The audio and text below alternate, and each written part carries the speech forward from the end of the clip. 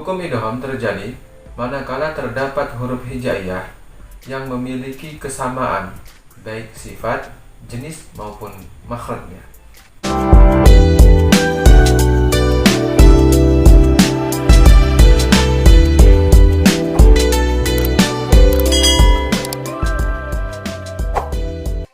Assalamualaikum warahmatullahi wabarakatuh, sahabat santri. Pada pertemuan kali ini kita akan membahas tentang macam-macam idgham pada bab idgham wa aqsamuhu. Sebagaimana kita pernah belajar tentang hukum idgham dalam bab nun sukun dan tanwin, di sana ada idgham bihunah maupun idgham bilahunah.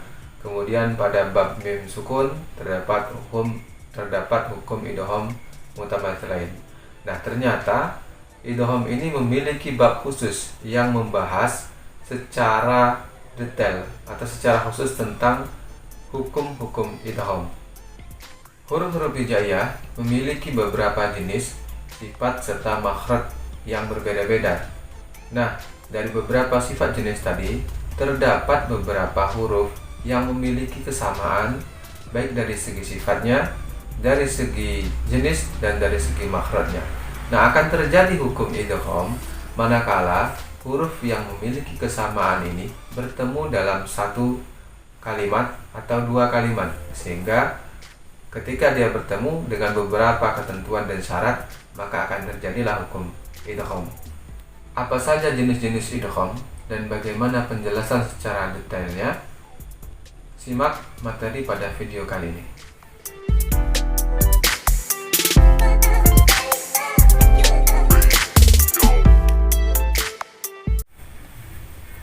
Al-idghamu wa aqsamuhu. Jadi kita akan membahas tentang hukum idgham dan jenis-jenisnya atau macam-macamnya. Kita pernah belajar tentang hukum idgham pada bab nun sukun ataupun mim sukun. Idgham secara bahasa maknanya adalah memasukkan.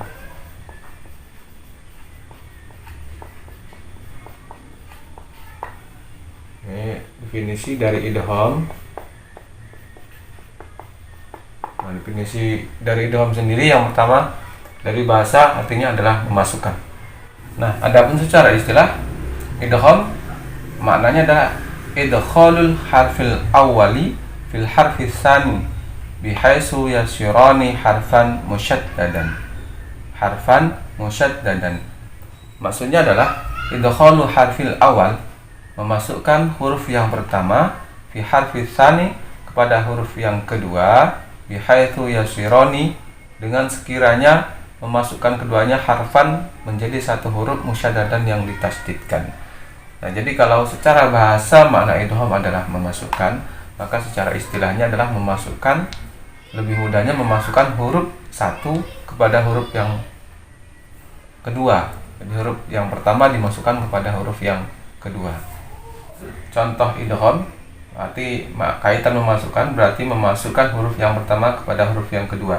Di sini ada dua kalimat, yaitu lafaz man dan yaqulu. Nah, pada kalimat ini terjadi hukum, yaitu hukum idgham. Kita pernah membahasnya pada hukum nun sukun dan tanwin, yaitu hukum idgham bihunah manakala ada nun sukun bertemu dengan ya. Nah, arti idgham adalah memasukkan huruf yang pertama kepada huruf yang kedua. Di sini ada nun, di sini menjadi huruf yang pertama, kemudian ya adalah huruf yang kedua. Nah, di sini idgham artinya memasukkan dua huruf ini sekiranya menjadi satu huruf bertasydid, sehingga menjadi huruf bertasydid, sehingga menjadi mai, misalnya mai yaqulu. Nah, itulah maka dikatakan idgham, memasukkan dua huruf. Yang pertama huruf yang pertama dimasukkan kepada huruf yang kedua dengan syarat. Tahu syaratnya? Tentuan yang pertama adalah huruf yang pertama ini harus berharokat sukun. Kemudian huruf yang kedua dia harus berharokat hidup, baik fathah, kasroh ataupun dhammah.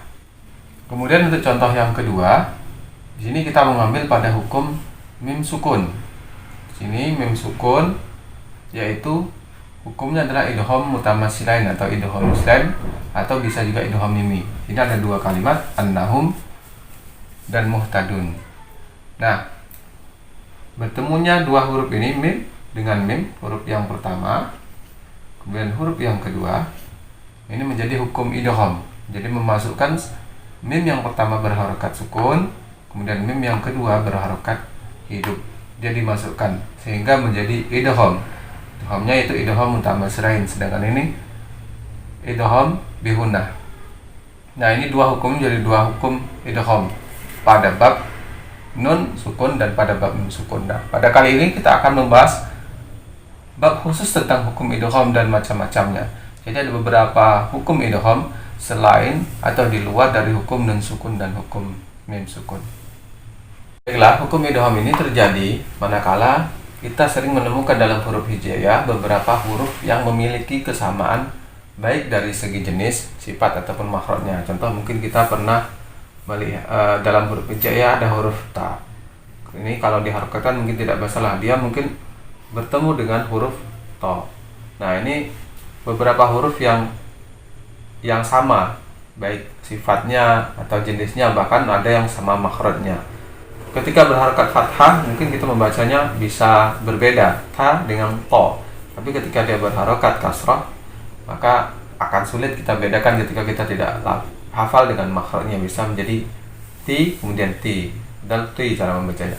Kemudian kita tahu juga ada huruf kaf kemudian yang hampir sama dengan huruf kaf, yaitu huruf qaf. Kita juga menemukan dalam huruf hijaiyah huruf yang makhrajnya sama bahkan sering dibahas dalam hukum, yaitu huruf mim dan huruf ba. Huruf lainnya yaitu huruf za dengan dha. Nah, huruf-huruf yang memiliki jenis atau sifat yang hampir sama atau mungkin bahkan makhrajnya yang berdekatan, ini akan menjadi sebab terjadinya hukum idgham. Adapun hukum pada idgham muaqsamu itu terbagi menjadi tiga. Yang pertama adalah mutamasilain, mutajanisain, dan yang ketiga mutaqaribain, atau juga bisa disebut idgham mutamasilain, idgham mutajanisain, dan idgham mutaqaribain. Nanti akan kita bahas secara detail pada video berikutnya kaitan tentang ketiga hukum ini. Demikianlah tadi materi kita tentang macam-macam ataupun jenis-jenis idgham.